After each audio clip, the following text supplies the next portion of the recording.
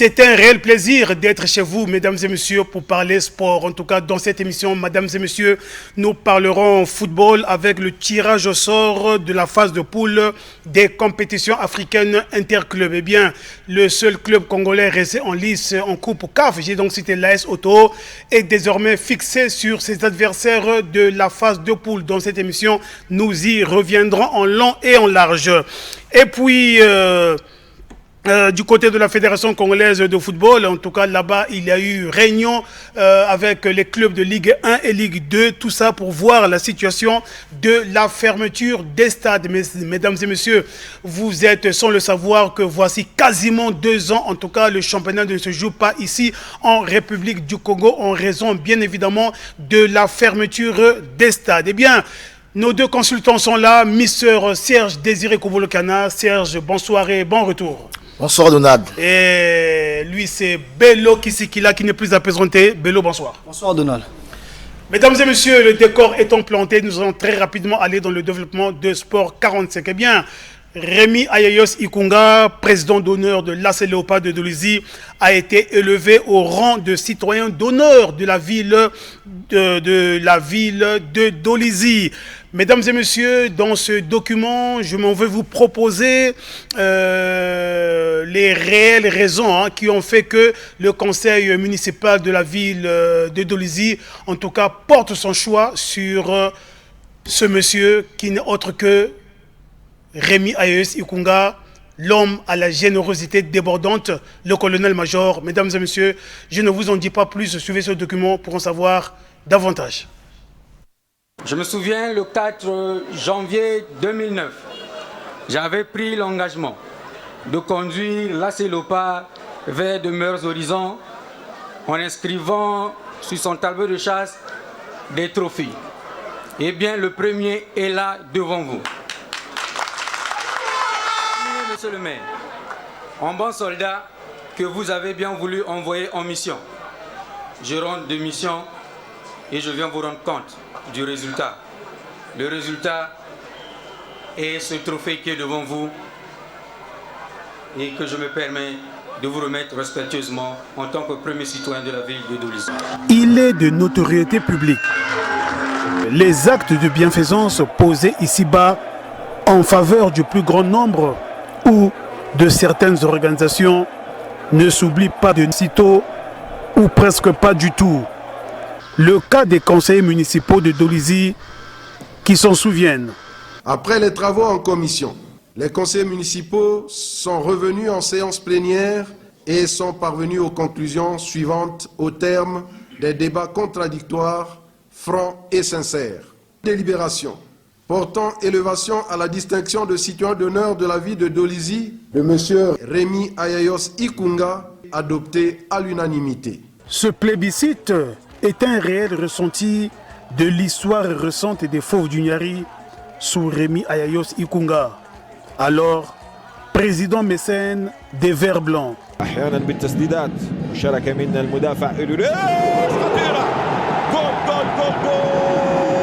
Nous étions dans la salle quand nous avons appris les délibérations du conseil municipal de Dolisie qui a fait de Rémi Ayayos citoyen d'honneur de la ville de Dolisie. Mais nous devons d'abord comprendre qu'est-ce qu'un citoyen d'honneur. Mais c'est ce monsieur qui peut apporter un plus pour la ville de Dolisie. Ayayos a déjà apporté ce qu'il faut à Dolisie. Quand il était président des Léopards, nous savons ce que nous avons pu recevoir d'Ayayos. Et vous avez senti même vous-même que la ville était vraiment mouvementée quand Ayayos gérait le Léopard. Et vous avez senti que chacun se retournait. Donc, en réalité, Dolisie a besoin de ce genre de personnes. Pour quelqu'un qui vit à Dolisie, il connaît la valeur d'Ayayos. Ayayos a déjà apporté ce qu'il faut. Et c'est ce genre de personnes que Dolisie cherche pour que nous puissions faire avancer notre ville. Tout le monde a vu ses mérites. Grâce à lui, l'AS Léopard a été placé sur l'échiquier international grâce à son apport. Donc pour nous, vraiment, ça a été un honneur, comme on dit, citoyen d'honneur, de voir la commune de Dolisie, enfin, être reconnaissant vis-à-vis ce digne fils. Depuis qu'il avait été élu président de la SC Léopard, toute la ville de Dolisie était en émoi. Et effectivement, ça s'est fait sentir comment, durant les 5 ans, 6 ans passés, il est toujours champion national. Le championnat, nous l'avons remporté à plusieurs fois, d'affilée d'ailleurs, 5 ans d'affilée, nous avons remporté le championnat national. Et la Coupe du Congo, à toute fois qu'il y avait la Coupe du Congo, Léopard était champion du Congo. Alors, en Afrique, n'en parlons pas. Et dès que nous sommes sortis du pays, nous sommes allés en Afrique, je m'en souviens des matchs contre le Nigeria, Congo, Léopard Nigeria. Nous avons été reçus par les autorités de l'équipe du Nigeria. Ils nous ont donné de la nourriture qui a donné presque de la diarrhée aux joueurs. Mais Rémi, comprenant cela, rapidement, il est allé en pharmacie, il a trouvé l'antidote, il a donné, fatigue aidant, nous avons été battus 4 buts à 1. Le but que nous avons marqué, Rémi a réconforté les joueurs à l'hôtel, il leur dit, tranquillisez-vous, le but là va coûter très cher pour les Léopards, nous serons qualifiés au Congo-Brazzaville. Nous sommes arrivés, sincèrement je vous dis, 2 heures, il restait 1 minute additionnelle. Et cette minute-là, le temps additionnel était fatal pour le Nigeria. Ils ont encaissé le 3e but. Donc 4-1 à l'aller, 3-0 au retour, Léopard qualifié. C'est inoubliable pour les supporters de l'AC Léopard. Lorsque l'AC Léopard était en compétition internationale, la ville de Dolisie était comme la capitale du Congo parce que au cours de ces grandes rencontres, c'est tout le monde qui déferlait à Dolisie en venant de partout, de Pointe-Noire, de Brazzaville, même les commerçants dans tous les secteurs d'activité au plan commercial trouvaient leur retombée économique. Je me souviens même, surtout à la finale du 25 novembre 2012, dans la ville de Dolisie, toutes les maisons d'hôtel, toutes les auberges avaient été occupées. Il y a donc eu l'effet multiplicateur au plan économique. Et au plan social, il a aussi fait beaucoup de dons, notamment à la morgue municipale de Dolisie. Je me souviens bien, à l'époque du maire d'Ibouilou, il avait fait un don d'un groupe électrogène pour l'alimentation de la morgue. Maintenant, en dehors de ça, c'est aussi un monsieur très altruiste qui rend beaucoup de services au plan social. Nous tous à Dolisie nous sommes dit aux hommes bien nés, ça va falloir du temps pour le nombre d'années. Et ce n'est que normal qu'ils soient choisis parce qu'il en fait trop pour cette ville de Dolisie, surtout dans le Nari profond. La ville de Dolisie a vu venir, dans le cadre du sport, des équipes et Léopard a été propulsé. Monsieur Rémi Ayayos, c'est un monsieur que j'ai connu. Le fait d'avoir même pris l'équipe de l'AC Léopard comme président, accédé à l'échelle africaine. Pour le stade de Denis Sassou Nguesso, c'est plein de monde. Des témoignages qui nous replongent dans cette période faste qui avait placé les poulains de Rémi Ayayos Ikunga sur le toit du football congolais de 2009 à 2017, mais également sur le toit du football africain en 2012 avec le triomphe de la Coupe de la CAF. C'est un moment d'allégresse que Dolisie a vécu, en particulier le Niari en général a vécu. C'était l'ambiance totale, mais c'est une ville de Dolisie qui ne pouvait plus contenir les Congolais parce que c'est tout le monde qui avait effectué le déplacement de Dolisie pour vivre ce sac de l'AC Léopard. Gagner une Coupe d'Afrique, c'était à peine croyable pour une équipe comme Léopard. Créé en 1953, voyez-vous, de 1953 à 2012, il s'est écoulé plusieurs années. Avec l'arrivée du président Rémi, on a brisé tous les mythes.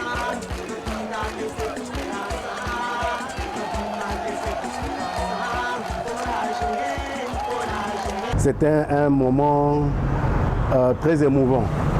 Et c'était pour la première fois que moi, dans ma vie, je puisse vivre un tel événement. C'est un moment inoubliable et je pense que jusqu'à ce que nous quitterons la terre des hommes, ça restera gravé dans la mémoire collective. Un véritable triomphe qui restera à jamais gravé dans les annales du football congolais et qui n'aurait peut-être pas été possible sans la vision audacieuse du désormais citoyen d'honneur de la ville de Dolisie et de son leadership inspirant. Cela faisait longtemps que nous n'avions pas été sur l'échiquier international à ce stade, avec un président très engagé, très dynamique, le président Rémi Ayayos. Le niveau que l'équipe avait atteint, je crois que ça c'est grâce à la vision d'un homme à l'ambition partagée avec cet homme-là. Voilà, on est arrivé, c'est M. Rémi Ayos Ikunga qui, depuis tous ces temps, ne ménageait aucun effort pour subvenir aux besoins quotidiens de cette équipe. Et que voilà, on a eu la chance de travailler avec ce grand homme de football congolais. C'est ça le mérite du président Ayayos. C'est parce qu'il a réussi à fédérer toutes les forces du club. Il n'a jamais négligé les sages. Il n'a jamais négligé les anciens dirigeants. Il n'a jamais négligé les membres de la chorale. Il n'a jamais négligé les membres de la section qui géraient avec lui. Il n'a jamais négligé le commun des mortels des supporters. Donc tout le monde venait lui apporter sa contribution. Et c'est cette écoute en fait qui a fait qu'il ait pu rassembler toutes les forces de Léopard. Et vous avez vu en fait cette victoire. Ce sont les forces de Léopard qui ont parlé.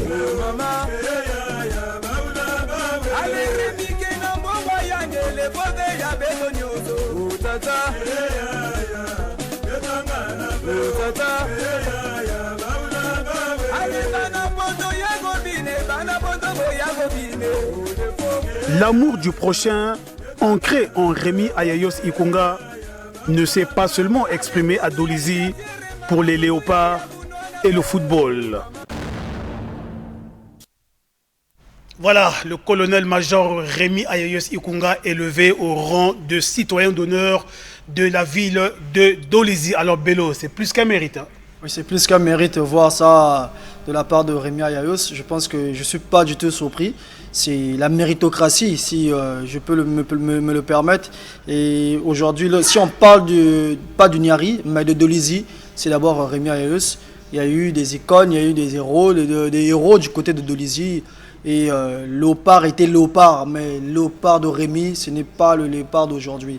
Léopard de Rémi rivalisait avec les grands d'Afrique, non pas les grands du pays, mais avec les grands d'Afrique. Léopard a coiffé le football national pendant des années. Léopard aussi a coiffé le football continental, d'où le sacre en 2012 face à El Merreikh. Je pense que Rémi Ayayos, il restera à jamais dans le cœur des supporters de l'AS Léopard et des citoyens de la ville de Dolisie, d'où son élévation au titre d'honneur de la ville de Dolisie par les conseillers municipaux de cette ville. Et surtout que c'est sous l'ère de Rémi Ayayos que le Congo avait 4 clubs au niveau continental. Oui. Ça, on ne va pas l'oublier. Oui, c'est parce que ce monsieur avait compris le football, le monsieur avait compris la pratique du football moderne dont les dirigeants actuels ont du mal à s'adapter. Mais lui, il avait déjà pris les pas en avance en dévançant les autres. D'où Léopard qui était bien structuré, Léopard bien organisé.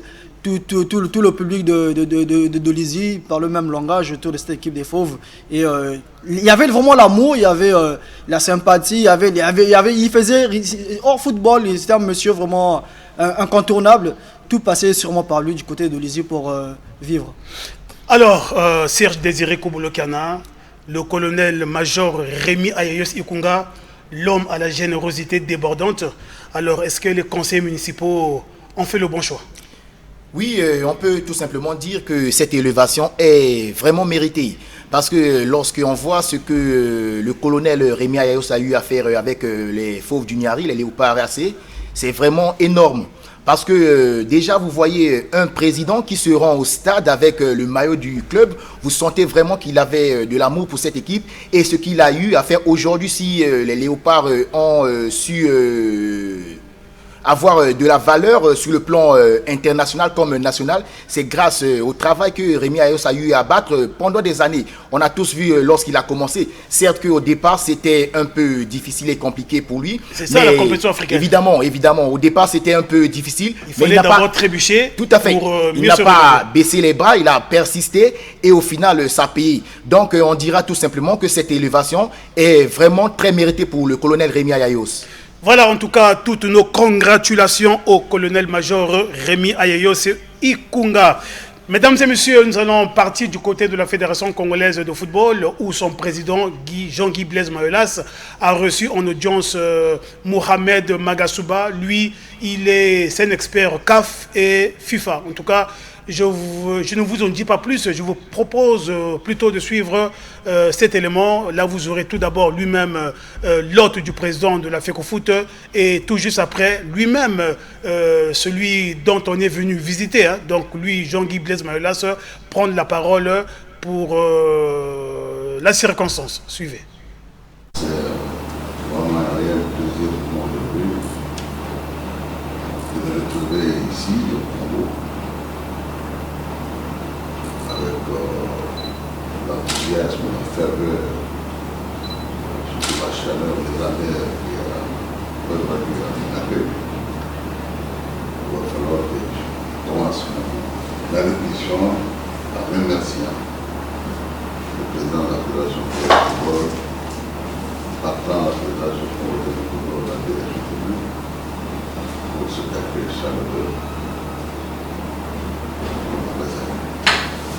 Alors, pour ce qui concerne la mission CAF, c'est simple. Il s'agit de préparer la Fédération congolaise de football à travers sa direction publique nationale pour accéder à la formation de la naissance à CAF.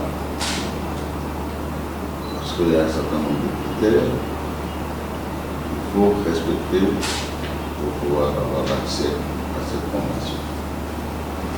Donc, la CAF déléguée, pour que je vienne m'associer à vous, pour qu'ensemble nous puissions travailler et apporter une solution afin d'accéder à la licence, à la convention de la licence en comblant le procès, c'est-à-dire tout ce qui concerne les critères d'éligibilité pour cette licence-là. Je suis convaincu qu'avec la qualité des membres qui constituent la direction technique nationale, dans 5 jours, nous allons appeler une mission. Merci beaucoup, on accueille encore une fois plus. De vous gratifier, de vous avoir aussi réjoui, que vous atteignez tous vos objectifs. J'ai vu un président de pays depuis la première fois que je suis venu. Je veux promouvoir son contrôle de la CAF. Vraiment, tient à lui, tient à la Fédération congolaise de football. Parce que le peuple de Congo reste franchement un pays phare du football. Et ce Congo doit revenir pour le plus grand bien du football, non seulement congolais, mais pour le plus grand bien du football. Merci, monsieur. Merci. Au nom du comité de la Fédération congolaise de football, nous remercions la Confédération africaine de football qui vous a dépêché sur place pour que nous rentrons, nous soyons éligibles à cette catégorie de diplôme. C'était notre bataille, notre chemin de la croix, parce qu'on sait que ce n'est pas facile pour y arriver. Mais avec votre temps que vous consacrez à la Fédération de football, je crois que nous y arriverons. Merci d'être là. Je crois que dans une semaine, nous pourrons peut-être voir le bout du tunnel. Mais nous ferons confiance à nos techniciens pour que nous arrivons parce que nous nous sommes battus pour que deux de notre aillent le faire en Maroc. C'était pas facile. À tout moment, c'était des billets. Les billets, on prenait parfois dans la nuit parce qu'ils doivent partir le lendemain. Donc ça nous a coûté ce que ça nous a coûté. Mais Dieu merci. On a déjà deux qui sont là, qui pourront élargir le nombre comment on va appeler ça, des détenteurs de ce diplôme. Donc je voudrais juste vous remercier. Santé, j'espère que vous êtes chez vous, ce n'est pas la première fois, donc il n'y a pas de... On sait ça, mais nous...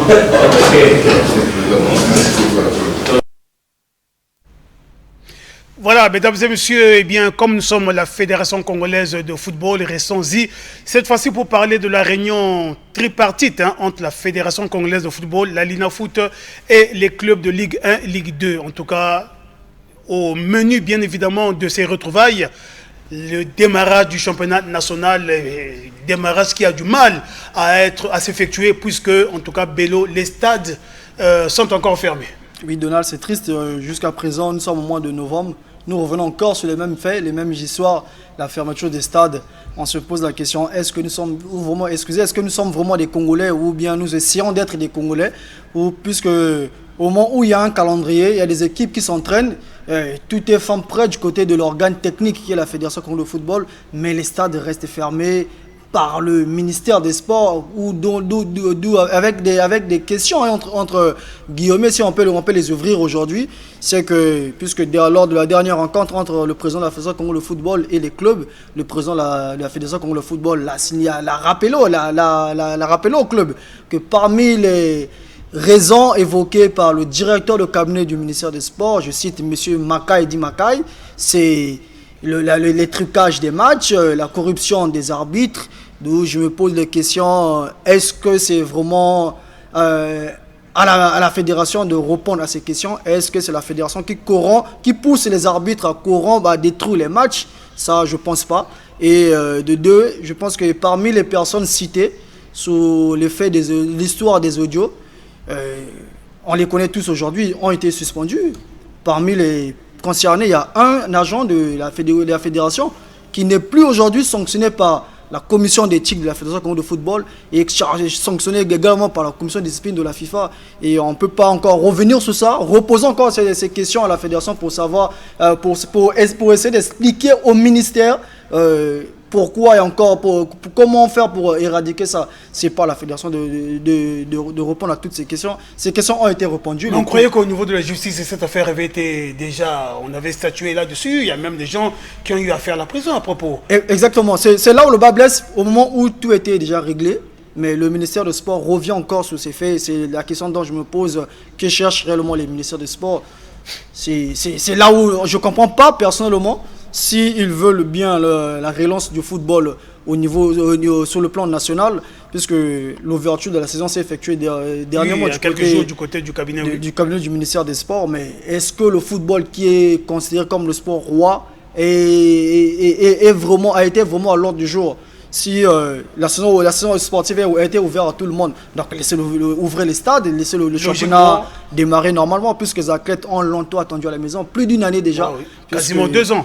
S'il n'y a pas de championnat, il faut le rappeler aussi à nos téléspectateurs et au club que s'il n'y a pas de championnat cette saison, il n'y aura pas de représentants congolais en Coupe africaine la saison prochaine. L'année prochaine. Puisque là, Léopard a eu les faveurs et à ce théo qui se retrouve aujourd'hui en phase de groupe à cause de ça, puisqu'il n'y avait pas de championnat, il fallait désigner 2 clubs, les 2 ont été reconduits. Mais pour la seconde fois, là, la CAF sera très exigeant, voilà. Pas d'organisation de championnat, pas de représentants congolais. Et pire encore, pour les dirigeants de nos clubs, tout joueur qui n'a pas de contrat professionnel deviendra automatiquement joueur libre. On connaît les statuts de nos clubs, vous pouvez comprendre, Donald. Voilà, nous allons, avant d'y revenir, nous allons partir donc du côté du siège de la Fédération congolaise de football, où vous allez justement suivre ce reportage sur, bien évidemment, la rencontre entre le comité exécutif de la Fédération congolaise de football, la Lina Foot et bien évidemment les clubs de Ligue 1 et Ligue 2.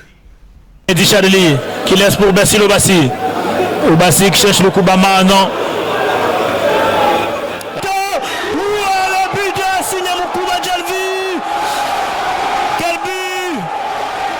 Cette ambiance des stades est encore loin, mais alors très loin d'être à nouveau vécue à cause de la fermeture prolongée des stades par le ministère en charge des sports.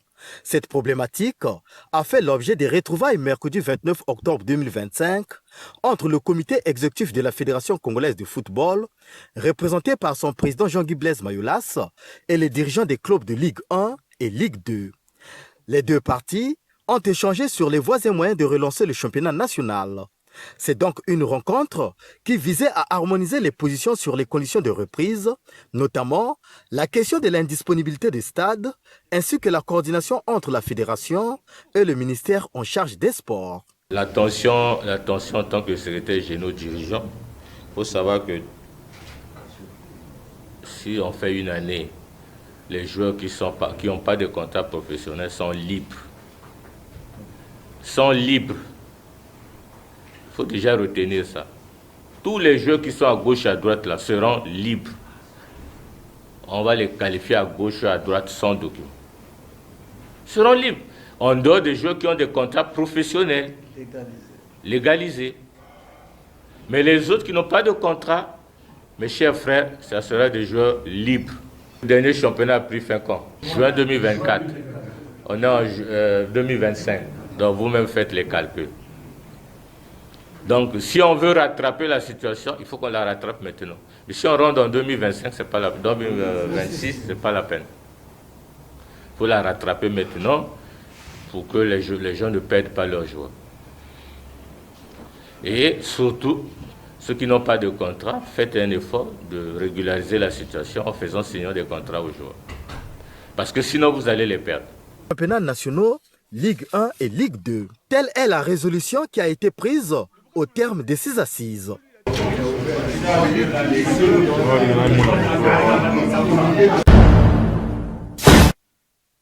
Eh oui, mesdames et messieurs, quand je vois cette ambiance dans les stades, je pense ipso facto à notre correspondant du côté de Pointe-Noire. Lui, c'est Nessori Songa de la Songa. Alors, Serge Désiré Kobolo-Kana, les stades toujours fermés, alors que l'organe technique, qui n'est autre que la Fédération congolaise de football, est fin prête de son côté à lancer les hostilités. Mais malheureusement, les stades hermétiquement fermés.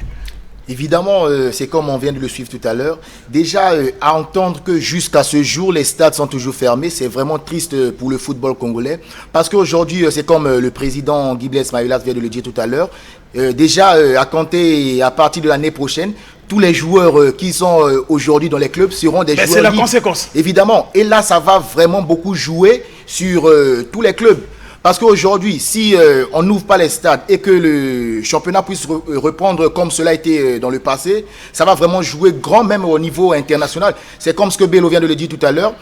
Si ça continuait ainsi, mais là, ça sera vraiment difficile de voir qu'il n'y aura pas des représentants congolais pour la Ligue des Champions prochaine et puis la Coupe des Confédérations. Donc vraiment, les dirigeants doivent vraiment essayer de revoir ce problème parce que jusque là, on essaie de se poser mille et une questions. Qu'est-ce qui ne va pas pour que jusqu'à ce jour, les stades soient toujours fermés, mais on n'a pas la réponse. Donc on espère très bien que dans les jours à venir, on aura une réponse à cette question par rapport à la fermeture des stades jusqu'à ce jour. Et surtout que Bello, le président de connivence avec les clubs, ont pris la résolution de se mettre ensemble afin de demander une audience du côté du ministère des Sports afin d'être reçu bien évidemment par le ministre. Oui, je pense que c'est les dirigeants qui ont repris conscience. Ça y est, excusez-moi, mais je constate que les dirigeants ont repris conscience puisque ce sont eux qui ont proposé au président de la Fédération Où était-il avant Jean-Guy Blaise Mayolas d'écrire officiellement et afin de demander une audience auprès du ministre des Sports qui n'est nul autre que Hugues Ngolondele, afin de le rencontrer et de les expliquer pourquoi il y a encore...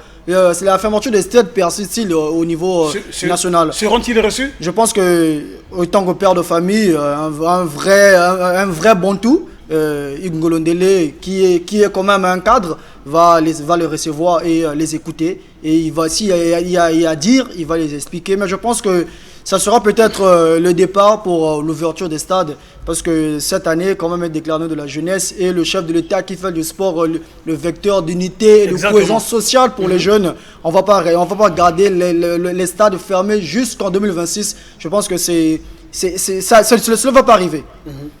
Voilà, en tout cas, mesdames et messieurs, nous allons une fois de plus repartir du côté de la fédération où le président Jean-Guy Blaise Mayolas a évoqué la question. Écoutez-le.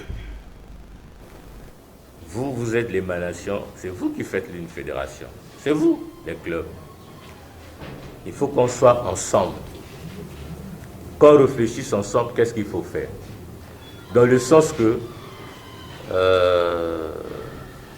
je mets ça entre guillemets, c'est vous d'abord qui devez vous lever avec nous, s'il faut.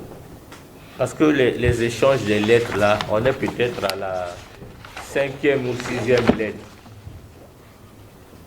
Et lorsqu'on voit ces polémiques aller-retour, nous aussi on est fatigués à écrire et écrire. Peut-être qu'ensemble demandons une audience au ministre, et puis on va. Une délégation de peut-être 5-6 clubs ou 7 clubs, on demande une audience, on va. Hein? Je ne sais pas. On va, on demande une audience, on va qu'on nous dise pourquoi on nous ferme les stades. C'est tout. Hein? Si on peut retenir ça, nous dès demain c'est déjà quand? Mais le ministre est absent de Brazzaville. Je crois qu'il peut rentrer la semaine prochaine. Nous on demande d'aller rencontrer le ministre lui-même, directement, qu'il nous dise pourquoi il ferme les stades de football. Peut-être. Au lieu de chercher à aller à gauche, à droite, on va le voir lui-même. Nous, on va l'écrire. On va demander une audience à son retour. S'il le rentre la semaine prochaine, on va écrire pour lui demander une audience. Que les 16 équipes de... On dit les équipes veulent vous rencontrer pour un échange. Non, c'est que vous souffrez beaucoup. On sait que les entraînements, ça coûte. On sait que ça coûte, mais on pourra essayer de voir peut-être que est-ce qu'il faut arrêter les entraînements. Et je me plais pour Otto qui joue la compétition africaine. Est-ce qu'il faut se mettre à organiser les petits tournois, comme a dit quelqu'un, les départements? Est-ce qu'il faut revenir encore avec dans les départements? Président, mais département, quel stade? On va la décision d'arrêter les entraînements ou pas, et pour reprendre peut-être en décembre. Parce qu'on ne va pas aussi continuer à s'entraîner sans objectif. Et ce qui est vrai, s'il n'y a pas de championnat l'année prochaine, il n'y aura pas une équipe qui jouera la compétition africaine. On l'a fait une année exceptionnellement, mais on ne va pas la faire pour la deuxième, puisqu'il n'y a pas de championnat, 2 ans. On ne pourra pas désigner. L'impact est déjà de 2 ans sans championnat. On ne peut plus. Donc, Otto, ce sera la dernière équipe. Otto et Léopard. Ce sera les 2 dernières équipes. Pour l'année prochaine, il n'y aura personne. Voilà, le COMEX de connivence avec les clubs de Ligue 1 et Ligue 2 ont donc pris la résolution d'aller voir le ministre en charge des sports et lui poser la question « Pourquoi les stades sont-ils fermés ?» Alors, Serge Désiré Kouboulekana, crois-tu à cette démarche? Va-t-elle aboutir? Oui, mais on ne peut que espérer que cette démarche puisse aboutir parce que c'est une très bonne idée et une initiative qui pourra vraiment essayer d'apporter quelque chose de bien. Parce qu'en allant rencontrer personnellement le ministre, et lui-même pourra dire ce qui ne va pas réellement pour que les stades soient fermés jusqu'à ce jour. C'est aussi une marque de sagesse. Hein? Évidemment, aller vers le patron tout des à fait. sports. C'est comme le président Guy Blaise Mayolas a su le dire tout à l'heure, qu'au lieu de chercher à aller de gauche à droite, il vaut mieux d'aller directement rencontrer le ministre personnellement et chercher à savoir pourquoi jusqu'à ce jour les stades sont fermés. Mais on espère bien qu'il va les recevoir et cette démarche va apporter une solution au niveau du football congolais. Voilà, en tout cas, nous osons espérer que la démarche entreprise par le COMEX et les clubs aboutira. En tout cas, c'est tout ce que nous attendons, que le ballon puisse une fois de plus rouler dans nos stades. Eh bien, je vous l'ai dit dans la vitrine de cette émission que l'AS Otto est désormais fixée sur ses adversaires de la phase de poule de la Coupe de la Confédération africaine de football. Eh bien, l'AS Otto est logé dans le groupe C, voilà, dans le groupe C. Mais avant donc de parler du tirage au sort, mesdames et messieurs, nous allons repartir pour aller revivre la qualification de l'AS Léopard, plutôt de l'AS Otto. C'était du côté du stade Alphonse Masson Madiaba, après s'être imposé à Maputo sur le score étriqué d'1-0. En tout cas, Bello Otto s'est concentré une fois de plus, cette fois-ci, à arracher sa qualification après le 2-0 face à Ferroviario de Maputo. Oui, à ce Toyo, c'est l'effet de cette formation mozambicaine dans le retour. 1-0 à l'aller et 2-1 ici à Masamba. 2-0, excusez, à Masamba Deba. Je pense que la proie était tellement facile pour permettre aux protégés du président visionnaire, Ramexan Raoul Ominga, qui rêve gros cette fois-ci d'accéder en phase de poule. Et l'équipe a su atteindre ses objectifs. Voilà, l'équipe a su donc atteindre ses objectifs. Nous allons vous replonger dans cette ambiance au terme donc du match AS Otto Ferroviario de Maputo. Le score, on vous le rappelle, 2 pour les Congolais et 0 pour les Mozambicains.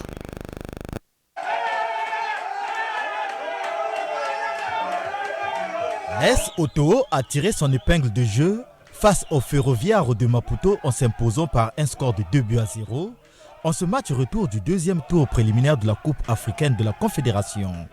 Après l'entame de la première mi-temps, bien maîtrisé de bout en bout par les Congolais de l'AS Otoo, c'est dans le temps additionnel que Mwanza Mapata inscrit le premier but au grand bonheur des supporters.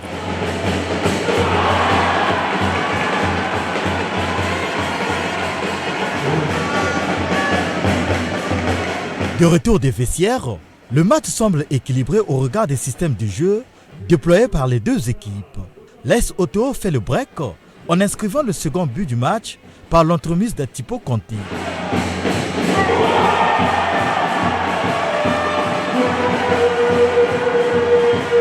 L'AS Otoo, le seul représentant congolais resté en lice en compétition africaine, obtient ainsi sa qualification en phase de poule de la Coupe africaine de la Confédération.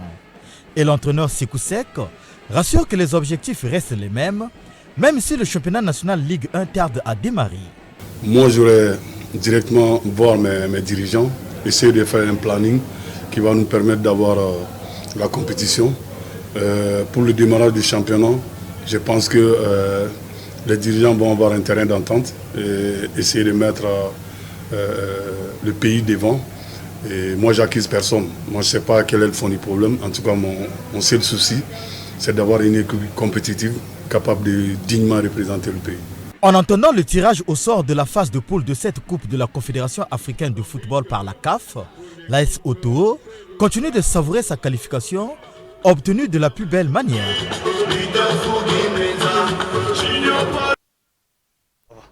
Voilà, en tout cas, mesdames et messieurs, le tirage au sort a eu lieu aujourd'hui, lundi 3 novembre, du côté de l'Afrique du Sud. Eh bien, je vous l'ai dit tout à l'heure que l'AS Otoo est désormais fixé sur ses adversaires de la phase de poule de la Coupe de la CAF. Eh bien, il s'agit de Belouizdad d'Algérie, Stellenbosch de l'Afrique du Sud et Singida Black Star de la Tanzanie. Voilà, Bello, c'est cela.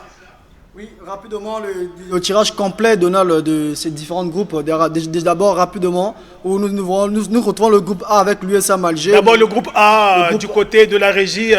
Rolonia Kekele, le groupe A. Le groupe A, voilà. Nous avons Djoliba de l'Algérie, Djoliba du Mali, USM Alger, Olympique Club Safi du Maroc et San Pedro de la Côte d'Ivoire. Au groupe B, nous avons le Wydad Casablanca du Maroc, Asmani Magnon de la RDC, Azam de la Tanzanie et Nairobi United du Kenya.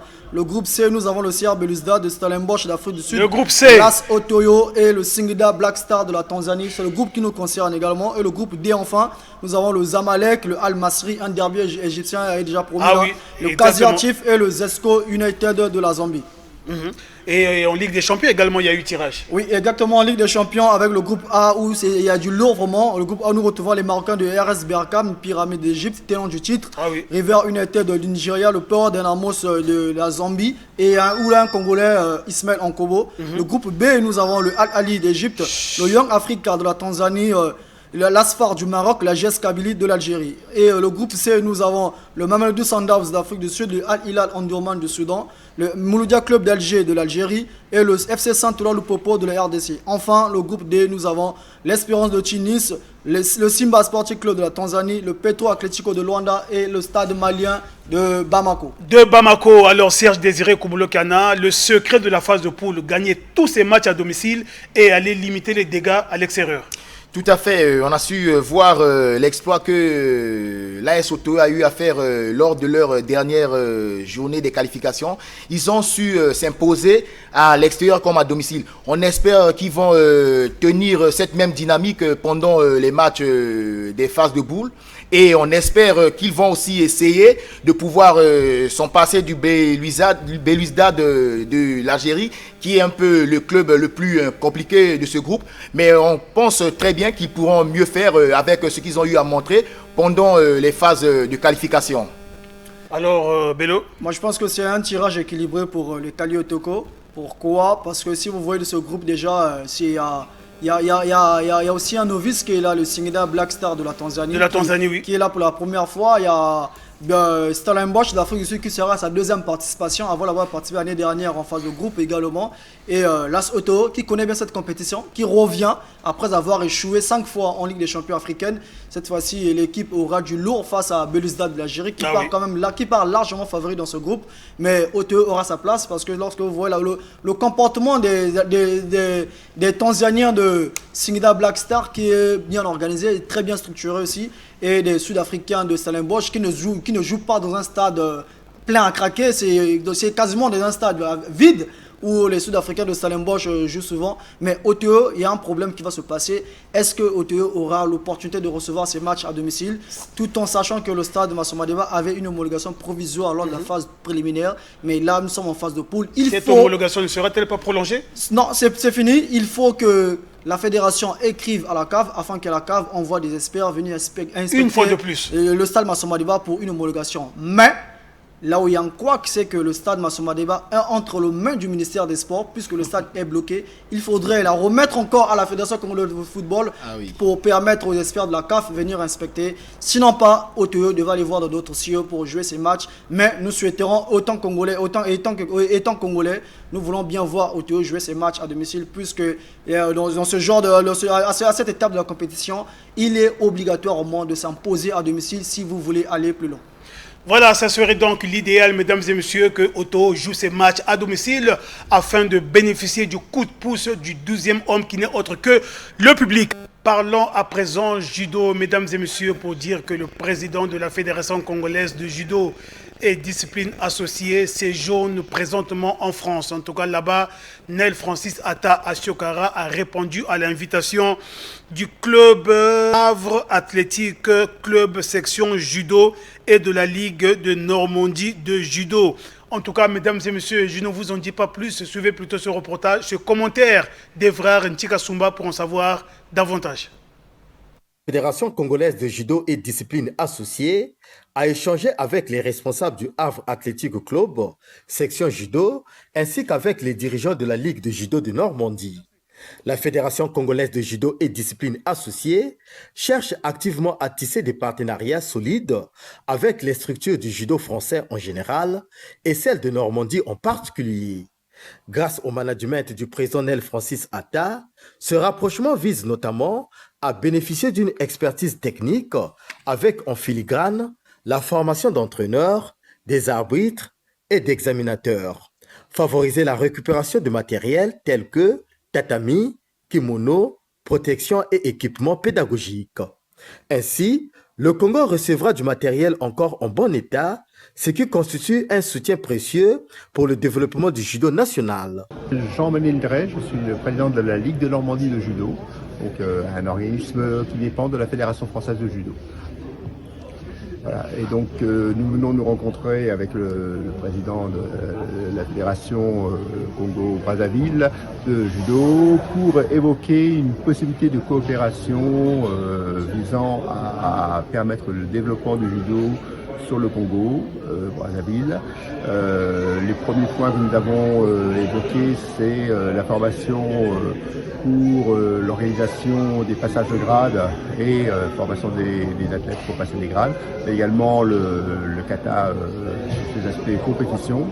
Nous avons évoqué également la formation des encadrants, voire des athlètes. Alors, la Ligue de Normandie bénéficie de quelques experts parmi ses adhérents et ses cadres qui nous permettraient effectivement d'envisager cet apport technique auprès de la Fédération du Congo-Brazzaville. Alors moi je suis Thierry Lenné, je suis formateur à la Ligue de Normandie, judo, je suis juge national, 7e dan, et je travaille surtout sur la formation, sur les grades et les kata et la gestion sportive. Donc c'est complètement dans mon domaine. Sur la Normandie, on est quand même précurseur sur pas mal de réglementations sur le national. Et donc on est prêt à intervenir, à aider.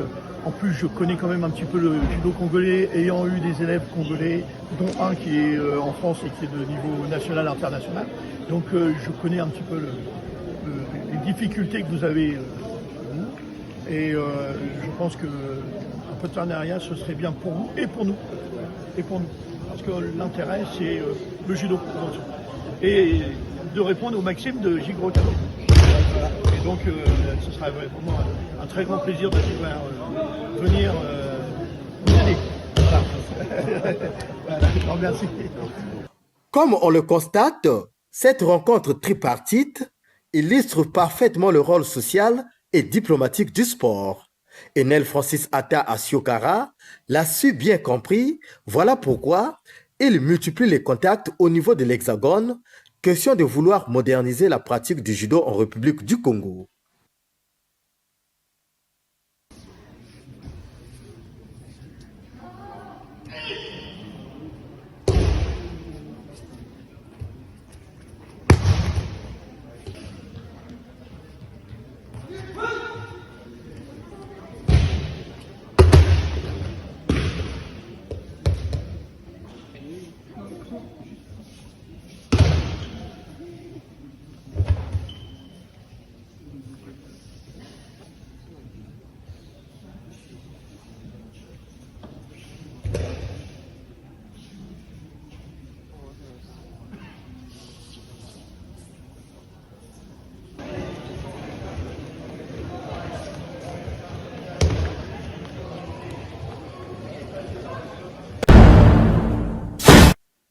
Merci donc à Serge Désiré Kobolokana, merci à Mr. Beleo Kisikila, merci donc pour votre expertise.